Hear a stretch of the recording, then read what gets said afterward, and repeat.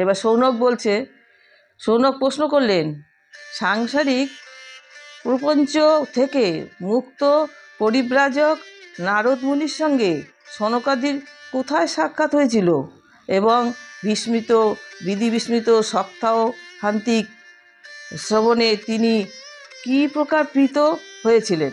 সুত বললেন, আমি তোমাকে এখন সেই ভক্তিমূলক কাহিনী শোনাচ্ছি, যে কাহিনী সুখদেব তার শিষ্যদের মধ্যে যোগ্য বিবেচনায় আমাকে একান্ত শুনিয়েছিলেন।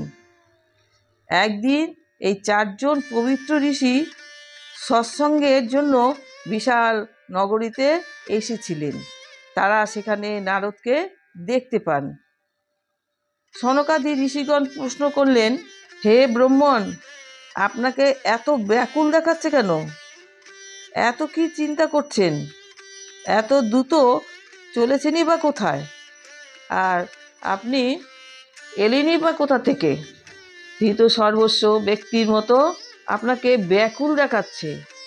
আপনার মতো নিরাসক্ত পুরুষের পক্ষে এরকম ব্যাকুলতা শোভা পায় না। এর কারণ কি বলুন?